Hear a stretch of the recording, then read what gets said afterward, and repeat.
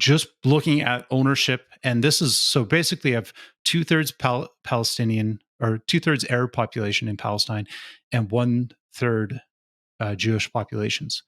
At this point, what would you declare for nation? Like, how would you Yeah. define this as a nation? What would you think if there's any other area? Yeah, if I'm a neutral party, like looking at this map and looking at these population breakdowns, to me this looks like an Arab state with a small Jewish population.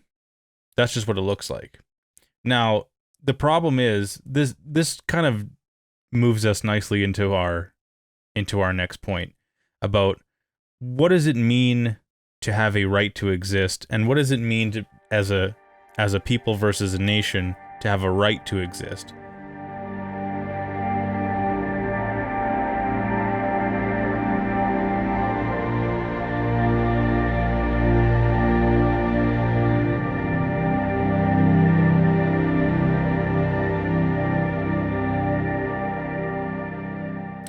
Hello, welcome to the Critical Compass podcast. My name is Mike, and this is James. Today, we're going to be talking about some of the history of the Israel-Palestine conflict. Last week, we talked about how the modern Western political landscape is interpreting and the discourse surrounding this conflict from their perspective, from our perspective. This week, we're going to talk more about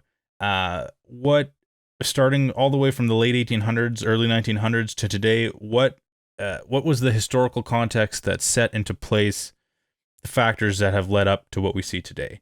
So we're going to cover a few topics. We'll start from the early 1900s and the first settlers to the area, what Zionism is and what the different types of it are, how British colonial management worked at that time, all the way to the mid 1900s. What does it mean to be a nation versus a people? What does it mean to have a right to exist? And questions like, what would Palestine have become a nation at all without Zionist intervention? We'll look at some thinkers along the way, like Trish Wood and her podcast. We'll look at what some modern commentators on the issue, like Dave Smith, have to say. And I think, James, why don't you take us off with some of the research that you did into the early history of the Israel-Palestine conflict.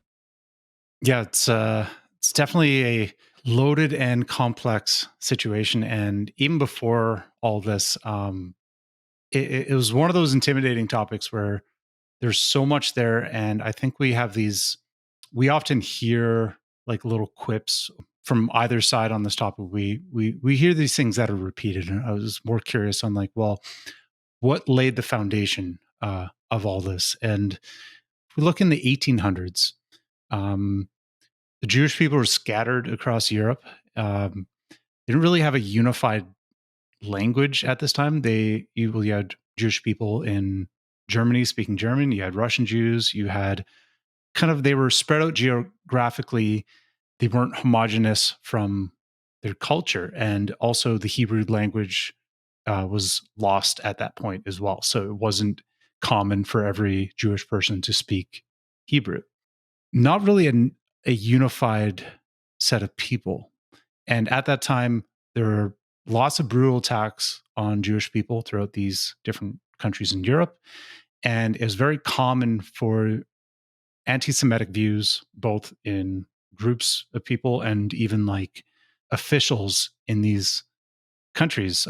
Anti-Semitic views are very common as well in the 1800s. So if we look in the Palestine region, there has always been a mix of Orthodox Jews, Christian, and Muslims in that region. So that was controlled by the Ottomans at the time in the 1800s. One thing worth noting is under the Ottoman Empire, there wasn't the same kind of tension that we're seeing today. You had these three groups coexisting within the Ottoman Empire, and it seems that there were kind of enough laws set in place that the freedom to practice your religion was there. So it wasn't like the Ottoman Empire really favored or pushed or required people to assimilate to one certain religion. I think with the areas that the Ottoman Empire covered, it made sense for them to just allow a certain amount of flexibility in there. So in Palestine in 1880, Jews are about, I hear a few different accounts, like anywhere from like 2% and no more than 10%. So it was under 10% of the population. And one source, or even looking at it, is like, well, there's 15,000 Jews, 42,000 Christians, and 400,000 Muslims in 1880. So that kind of gives you an idea of the percentages and the rough makeup. Sorry to interrupt. Let me ask. We were talking a little bit before we started recording. At this time, in that area that we're talking about, the modern is where the modern day Israel, the West Bank, and the Gaza Strip are. There wasn't necessarily a nation there called Palestine at that time. Is that correct? There was more. It was more like there was sort of distinct tribal groups, all generally following the same sort of religion and same sort of lifestyle. Is that right? Yeah, you had more of a tribal, different settlements, different tribes. It wasn't as much a unified nation as you look at, like Britain at that time was very well established, and you had this collective identity. Um, but that was under the Ottoman Empire, and I guess when you look at some of these shifts, when you're really asking, like, well, what makes a nation versus a people? Like, people, you can trace kind of a way of living, so a little bit of culture. You can also trace somebody living in a certain area, but a nation really breaks down to a collective identity that you kind of export to a central authority. You almost take away, you get more freedoms in some way. You lose some of your own kind of self reliance in a way, because you are now, well, you're now saying, well, like all grievances should be handled by a state, by this central authority.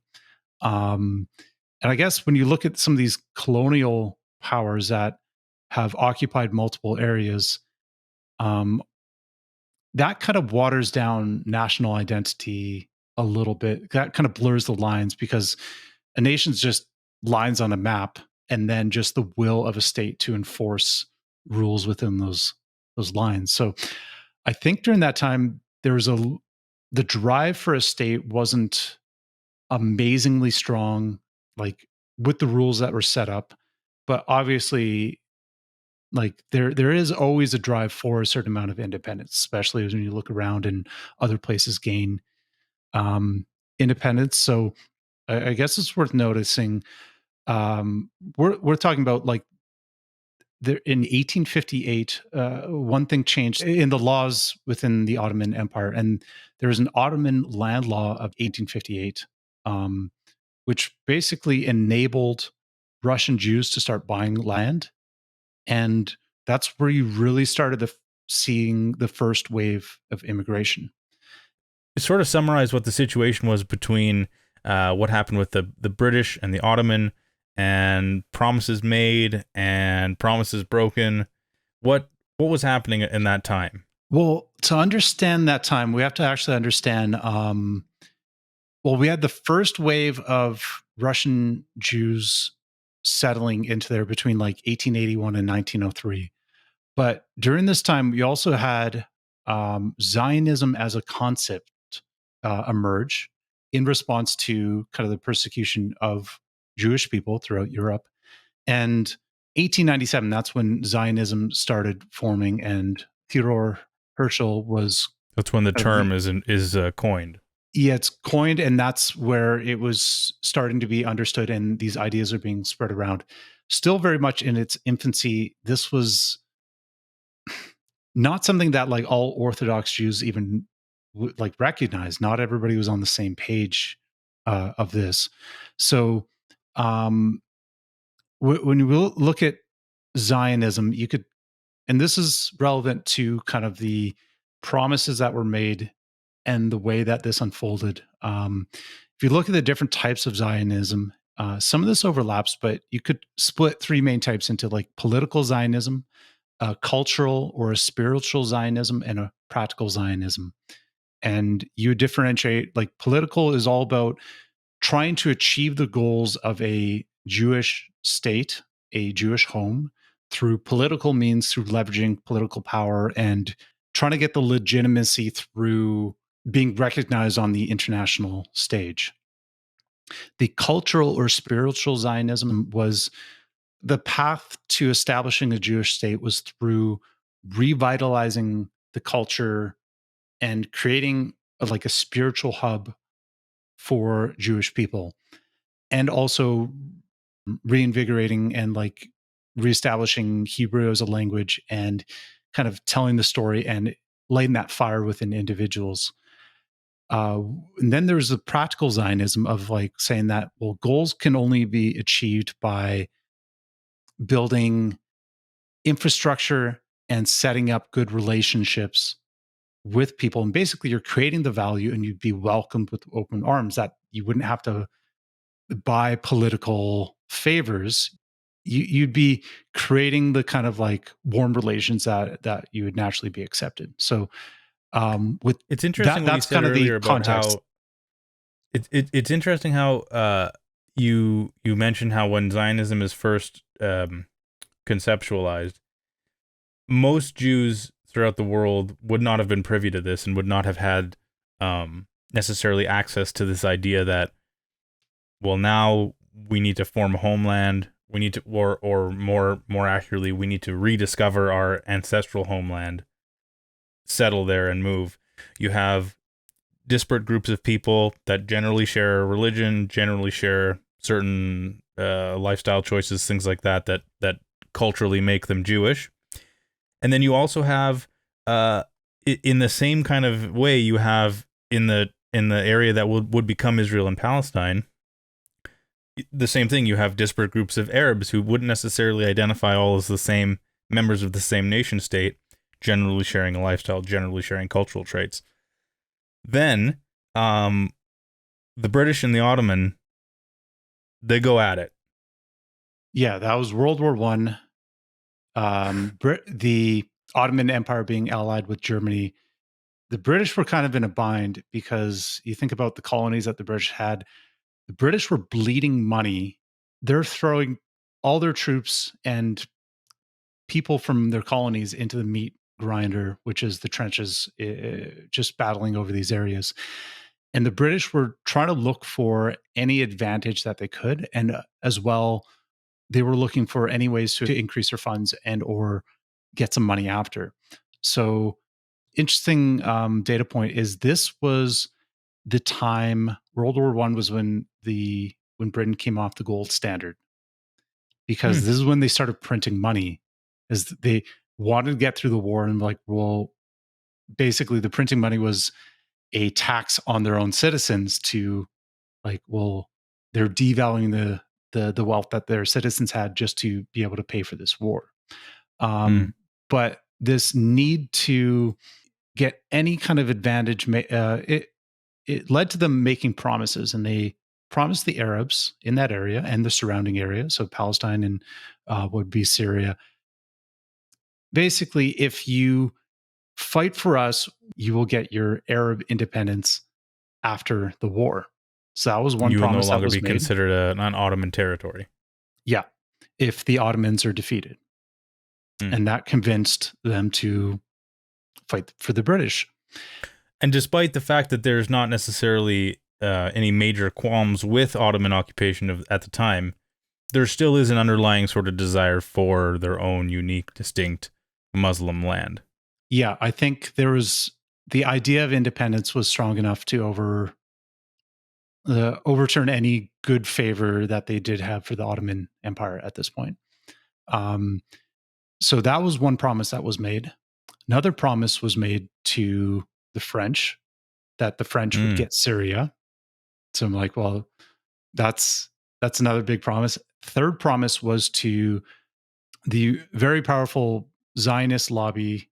The political Zionists at that time, they worked with the British to make a deal that after the war they would be promised their Jewish homeland. Yeah, And by so this this point in was, time, this is about 20 years or so, 25 years maybe post creation of Zionism, and this movement is gaining some steam. yeah, so Zionism's about, 25 years old.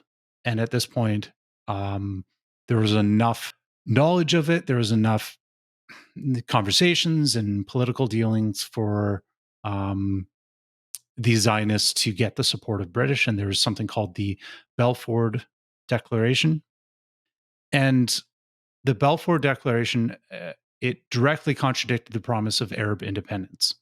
So the British were not going to be able to make everybody happy at the same time.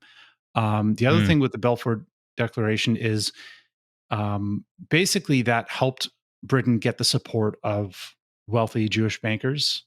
And those kind of relationships seemed more important than um, fulfilling a promise to the Arabs, which they still yeah. they had less in common with the Arabs here than a lot of the Jewish people who grew up or like who were sharing some of the cultures in Europe.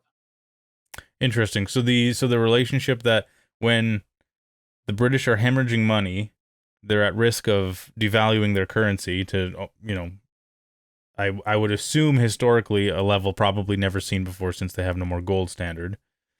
Certain relationships become more valuable than others. Yeah. So after the war, Britain didn't really, well, they didn't fulfill the promise to the Arabs. They gave Syria to the French, and the British Mandate was established. And that was reinforced by the League of Nations in 1919. And the area of Palestine, that land, and it was known as Palestine at the time. It wasn't a nation, but that land was, they established Israel under British rule. So they allowed the Zionists to start establishing their homeland. And what that looked like was the British were, they they have a certain style of management where it's not like they had all their troops in there at all times, but they do have key people in certain positions throughout the towns to maintain their British rule. So there was a mismatch of power dynamics. The Zionists had more support from the British than the Arabs did at that time. The Arabs were less unified. Think about just the way that their settlements and their political structure were, they're a little bit more disorganized in that way, and they didn't have the same kind of unified movement as the Zionists at this time. Even though there were different types of Zionists and different people with different goals, there was still a a centralized Zionist fund for buying land and giving it to, basically leasing the land to settlers who'd want to move in. Um, one one thing to note is a lot of these earlier settlers, like this is a fairly new movement. These were revolutionaries moving in. Like you'd have idealistic, a lot of them from Russia, like idealistic Jews. A lot of them with some of these kind of left-leaning communist social ideals, um, coming into and moving into Palestine at this time. I think that would add fuel to the fire of, if conflicts are going to emerge, it's going to be when you have an influx of men of that fighting age into any area, that's going to Yeah, feel these aren't more young, threatening gentle than, families, right? yeah, than families. So I think that potentially adds fuel to the fires. You do in 1920, you do have some riots during a festival that was held every year on Sunday, and they're not sure what the trigger was, but you have 5 Jews and 4 Arabs killed and several hundred are injured, and that's probably one of the single biggest events to start some of these conflicts, and these things can perpetuate over time. Um, so in the 1930s, you had a huge number of, like, the immigration increase dramatically with Nazi persecution.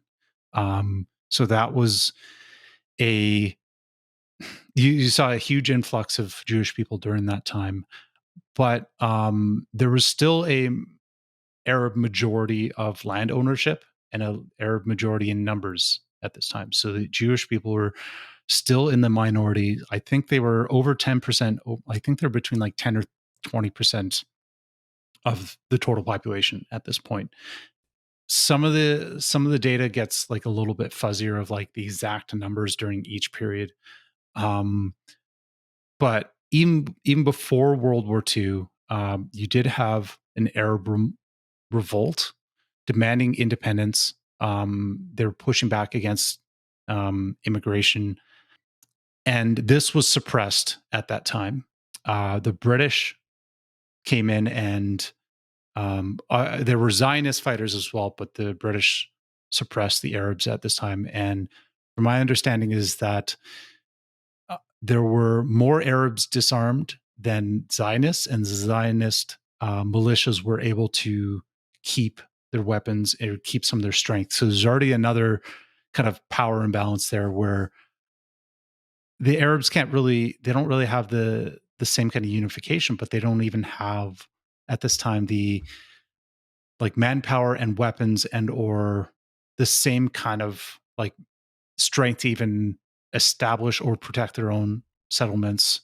Um, so yeah, that was before World War II.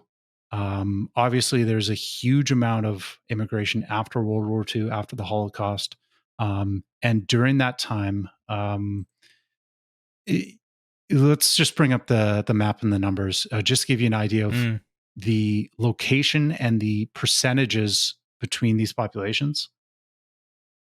So let's bring this. Okay, so this is 1945. 1945, just after the war, but this is before some of the tensions and before the UN got brought into things here. So it was, as we can see in like the dark green, we have Arab, red we have Jewish, and then we have public or other land. I imagine some of that's hard to define during some of this time. There's probably many Turkish areas that were, it's not clear one way or the other, and you do have some mixing Christian with this as well. Yeah, so there's still plenty of Christians around there. So as you can see, there's more Jewish settlements in the north as well as a little bit more on the coast. And you can think of like that land access or that water access was a little bit easier for settling. And then some of the arid lands, the lands best suited for growing, were along some of those areas as well. Yeah, sort of as you start to move south and east, it becomes more a higher percentage Arab. Yeah. Or I should say lower percentage Jewish. Yes. So you can see in the south, the percentage of land owned by the Zionists was quite low at this time, especially in the Holy Land, which was part of the goals of the Zionists, is to recapture the Holy Land, which they were promised. So given this stage, like it's hard to even in 1945. Here's a question to you, like just looking at ownership, and this is so basically, I have 2/3 Palestinian or 2/3 Arab population in Palestine, and 1/3 Jewish populations. At this point, what would you declare for nation? Like, how would you define this as a nation? What would you like? What would you think if there's any other area? Yeah, if I'm a neutral party, like looking at this map and looking at these population breakdowns, to me this looks like an Arab state with a small Jewish population. That's just what it looks like. Now, the problem is this kind of moves us nicely into our next point about what does it mean to have a right to exist, and what does it mean to as a people versus a nation to have a right to exist. What does that mean from a historical standpoint? Like, when we look at this area, this is in 1945, and if you want to zoom out a little bit, let's zoom out to let's say 2 millennia ago, because the Jewish argument for what it means that their state should have a right to exist over an Arab state is that Judaism predates Islam in that area by about 2,000 years. So I understand that, but if you have a current population of Arabs that has been living there for, like, what is the average memory of a generation? Maybe 2, 3, maybe 4 generations prior. Maybe you knew who your great grandparents were. If that's all that you know, and you're an Arab person living in that area, what does 2,000 years ago mean to you? That doesn't mean anything. If it comes down to the question of when does a claim to a piece of land expire? Does it expire? And what are the conditions in place that grant a people an area of land to call theirs? If you could just answer that for our viewers, that would be great. If you could just solve this for us, please, right now. If there was an easy answer, then I'm sure it would have been enacted already, because you have claims in North America of, well, this is stolen land. I'm like, well, are we going to displace however many millions of people who are now living in North America? And like, what would it actually look to give it back to Native people, and to try to make things right, to have a sense of justice or reset it to some time before? If that involves displacing and or like forcibly uprooting millions of people, I would say there's got to be a different solution than that, because that will never fly, especially at this time. So I think it's worth noting, a greater context of this is, if you frame the situation through a sense of property rights, this is where you have like land legally purchased by buying, and you have the exchange that way. What we don't know, and I've heard stories of, like, since some settlements in Palestine in the early 1900s didn't have paper, they were forced out and they were strong armed into giving up their land. But these are word of mouth accounts that are difficult to verify. But you will hear stories if you if you dive into that side, you will hear stories about people being, basically, their property rights being broken and being violated that way. So this idea of property rights kind of really dovetails in 1947, 1948. So this is the official creation of the state of Israel, correct? It's, if you say official in the sense of Israel declared themselves a state and the UN kind of sanctioned it, but the wording's kind of strange. So the British Mandate was starting to expire, and it was set to expire on 1948. And in 1947, the UN General Assembly, this was Resolution 181. It called to divide Palestine into a unnamed Jewish state and an unnamed Arab state, and then with Jerusalem under the UN trusteeship. So UN would control that at that time. And this was before the mandate actually expired. And in 1948, you had a war that basically changed everything.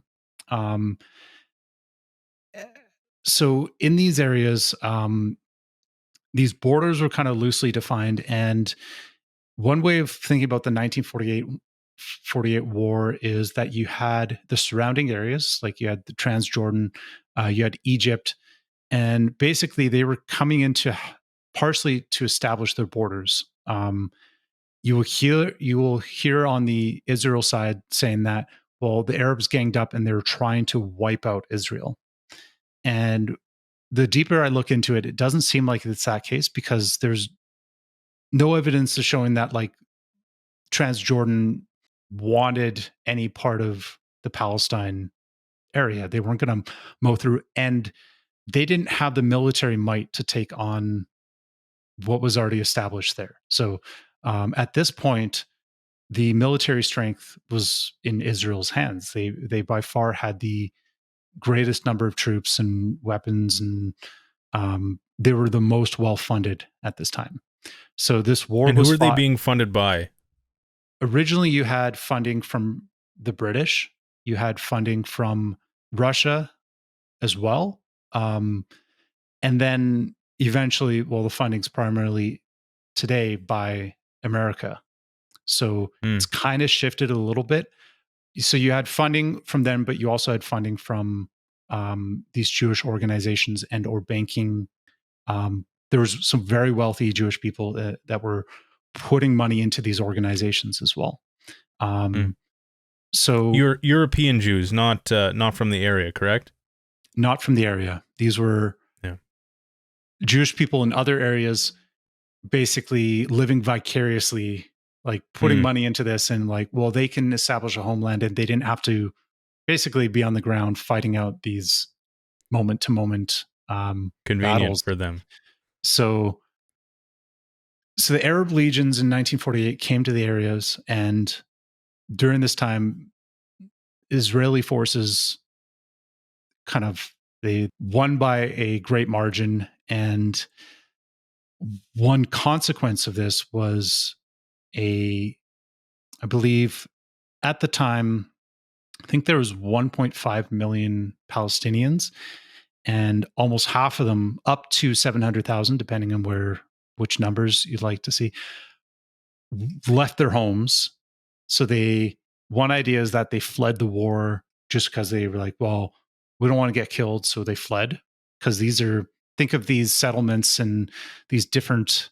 There were a lot of Arabs that were just impartial and they just wanted to live their lives. So there was not all of them were ideologically kind of tied into this situation.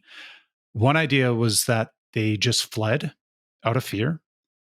Another thought, and this is more on the Palestine side, you will hear the mentions of coercion, fear tactics, announcing plans of going through a village and like preemptively announcing it. So you're scaring people off and trying to get people out of their homes. Um, so the Palestine point of view, in kind of today's terms, is that during 1948, the Zionists, they wanted more land. They didn't have the amount of land in their homeland that they wanted. Therefore, if they just establish those borders, they really don't have the areas, especially the Holy Land, that they were really hoping for, that they were promised in kind of the more in their kind of mythology side of things. And the claim is that they use that war as an excuse to take a bunch of land, push people out of Mm. their homes, and you have this Palestine refugee crisis where 700,000 Palestinians are now, they don't have anywhere to live. And then after the war, as in Israel declares establishes their nation, Palestine still doesn't have, they're not an established nation. They're just kind of existing. These refugees weren't allowed back into their homes. That was the first major start of like a massive displacement of the Palestinian people. And that's one of the major grievances that has persisted even to today. The map we just looked at, where it was basically 1/3 Jewish people to 2/3 Palestinians, that flipped. And now it was basically turning into a Jewish majority at this point with more land and population. And that was even before more people came in. So that really shifted the power dynamics in that region. And the UN kind of, they recognized, well, at the point they recognized Israel as a legitimate nation. The only problem is you look at any other nation, they've established borders that are rigorously defined, and the borders weren't well defined at that point. So that's one thing that kind of makes Israel a little bit different than any other nation that exists today, is they're kind of still in flux. And it's a little bit different. It's not just one nation border and another nation borders. This is all within one area and you have mixed populations. So this already complicates this situation even more, because how do you define borders where you have settlements with people living within the same areas and coexisting? This is already turning into a very messy situation with. Yeah, and when you have well, when you have Arab Jews who view themselves ethnically and culturally differently, and then you have European Jews, and you have uh, you know, um, Arab Muslims. It's a conflation of a cultural and a religious group in a very small area of land that, like you say, has ill-defined or shifting borders, sometimes overlapping, sometimes with big gaps in between. If you want to look at, what eventually ended up getting settled on as the Gaza Strip and the West Bank, it's unlike, like you say, it's unlike any other country currently that we can point to as a concurrent example. Anyway, I was going to ask you, are you familiar with the percentages of the land deals and how they shifted pre and post the two major wars in the region? I believe, correct me if I'm wrong, I think the initial split was something close to 50-50, ended up being 80-20, and for a period of time was 100% controlled by Israel. It has since shifted from that, but maybe give us a little bit of more direction on Um, that. so I believe around that time it was closer to 50-50, or that was during some of the talks at the UN.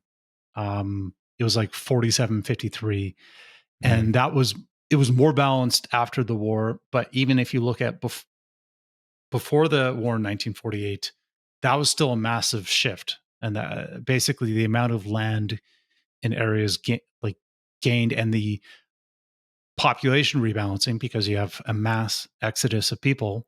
Um, so that was of no benefit to Palestine. It's not helping them. Like, if they had any chance of a nation, they are fractionated, they are divided. And if you look at even West Bank versus Gaza, it's not even like their area right now is even unified. So the other thing worth noting is let me just pull up based uh so currently today the Israeli government owns 93% of the land um of Israel that's owned by the government, and it's leased out to the people.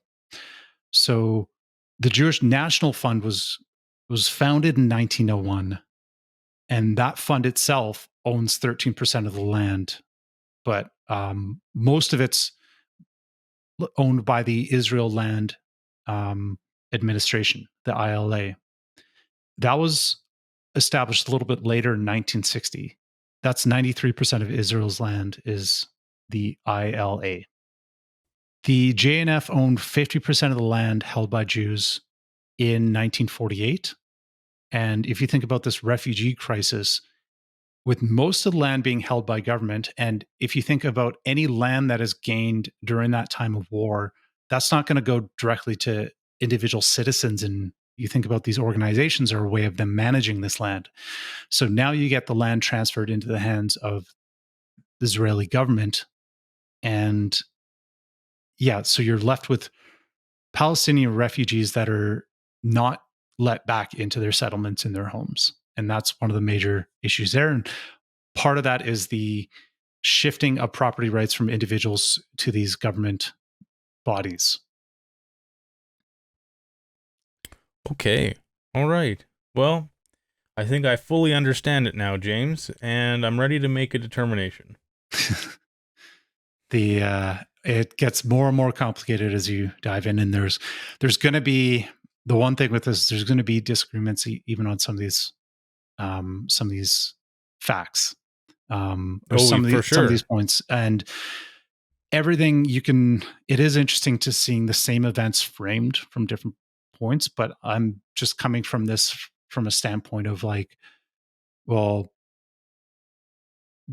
what things were in place, and like when you look at individual property rights, it looks like they were violated over time. That's kind of Oh, that's my sense of the I don't situation. think So I don't even think that the strongest pro-Israel pro-Zionist person would deny that. I don't think you can, because there just physically are homes and settlements that have been or that are being built on areas that used to be occupied by people who identify as Palestinians. Like, that's just a fact.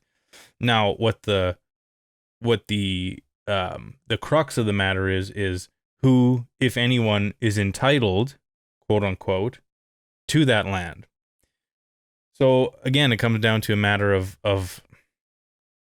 rights. What does existing mean? What does land rights even mean? Can you have a spiritual or a metaphysical claim on a piece of physical land?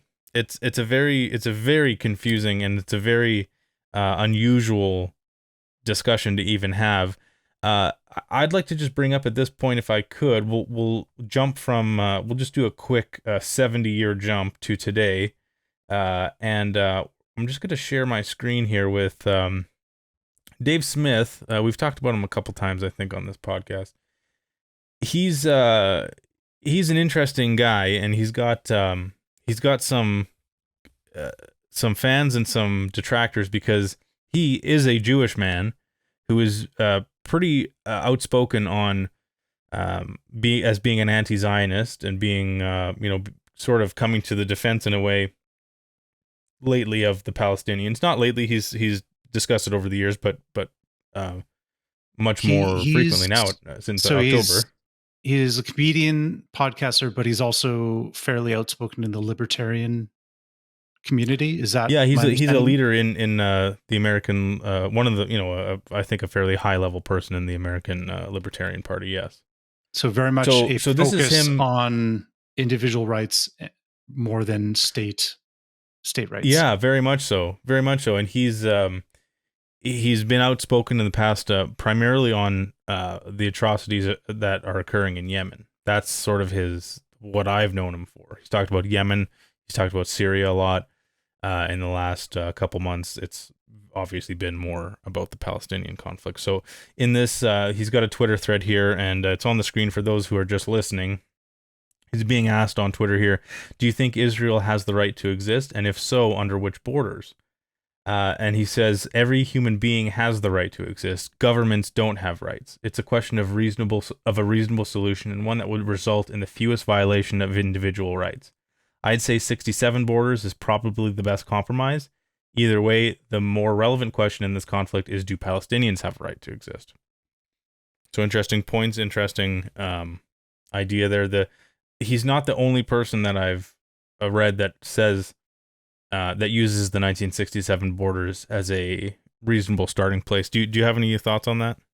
I think at this point, between 1948 and 1967, you had a huge amount of immigration. So I think once you get a certain amount, you're already into like a couple generations of people. It gets very difficult to like turn back things, because I think 67, in his point of view, like the borders in 67 would be the least amount of people uprooted, and like you wouldn't have to, like you wouldn't be forcing a whole bunch of people out of your homes just to kind of reinforce or establish those borders. So I think that maybe that's where that perspective comes from. That's where he's coming from. Okay. I'll show also a response to it. I don't know who this person is. He just has he had a pretty thorough response. I'll read it to you, to the listeners here. So this is C. Massner on Twitter, at C. Massner. Israel, the nation, has a right to exist thanks to the fact that the sovereign Ottoman Empire lost World War I, and Britain and France, both sovereign states, ended up with their former territories in the Middle East. This is indisputable. And I think, James, your earlier talk about this sort of backs that up. He continues, Israel has the right to exist because Britain legally granted the Jews the territory they now inhabit as a sovereign state. That transfer was legitimate and legal by any understanding of international law and convention. Israel has the right to exist, both Gaza and the West Bank, thanks to treaties signed with both Egypt and Jordan. Again, James, you've talked about this. This is also indisputable and is legal under international law and convention. The facts argue that all of the territory now controlled by Israel was acquired either by acts of sovereign states or as a sovereign state itself, and no understanding of international law or convention grants the current residents of Gaza or the West Bank sovereignty. So he doesn't mince words with this statement for sure. What do you have any thoughts on this? So again, he's talking about as we went through the history, at what point was that a sovereign state? Because when it was controlled by Britain, it was still a coexisting land of majority Arabs and a minority of Jewish people. So right before 1948, we look at that percentage of land ownership and the demographic breakup.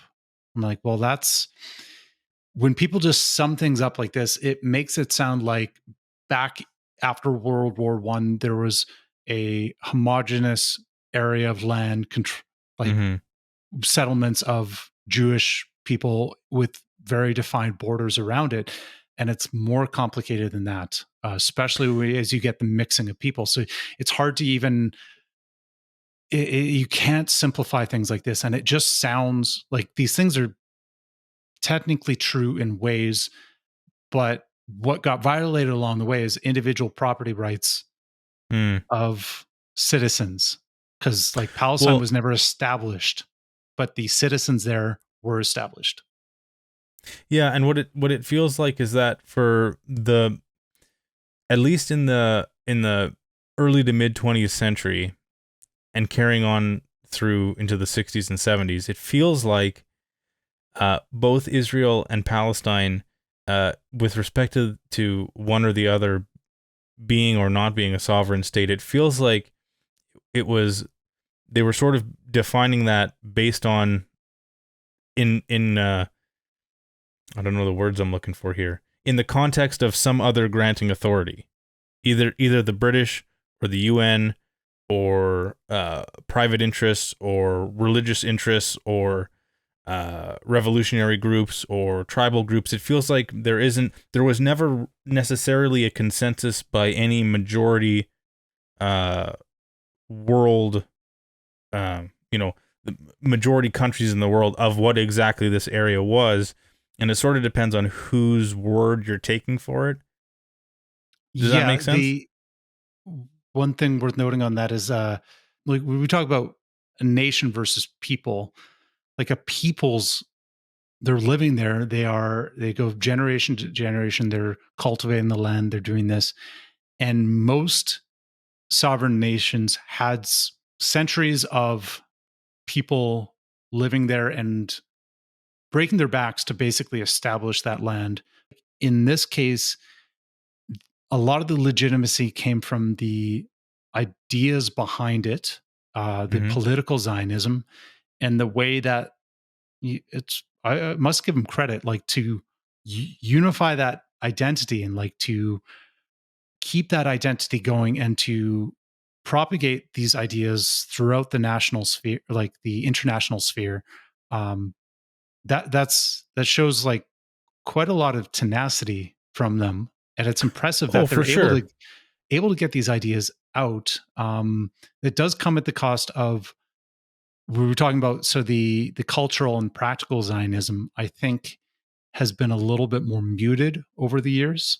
That the ideas of like, well, the legitimacy comes from establishing yourself and working and building relationships. I think it's turned more into more the assertion aspect of like, well, we deserve this land, and or we fought for this land, and or it's like, this is, we should be granted this land because we are owed, because that's more of a heavy-handedness rather than a historical fact of them being on the land for multiple hundreds of years.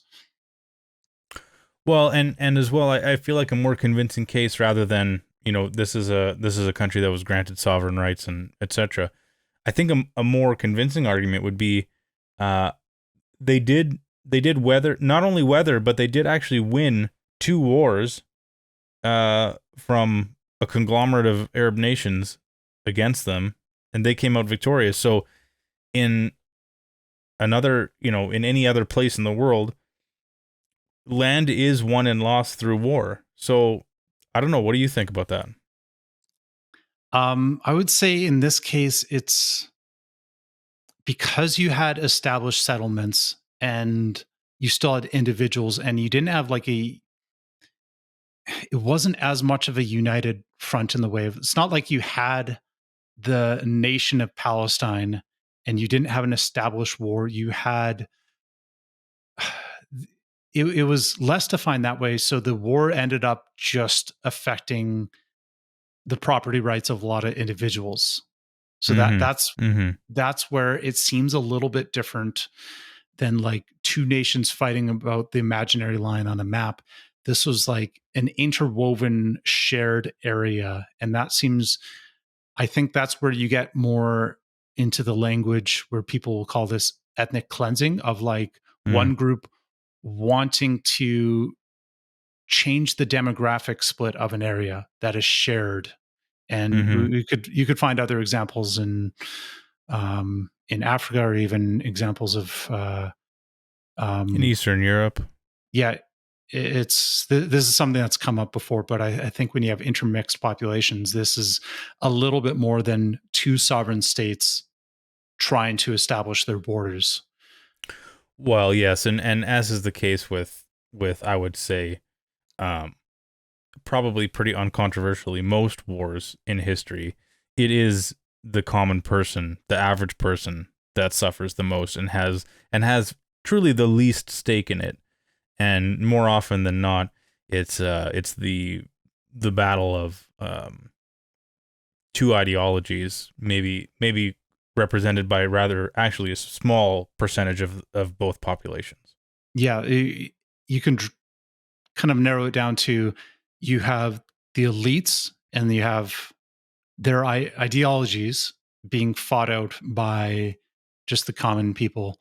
And I would like, in our next episode, I would like to dive into kind of the differences between what some of the average people believe, some of their views, and kind of how that coexists with the ideologies that kind of get fueled by blood feuds and this Mm, idea of justice and revenge.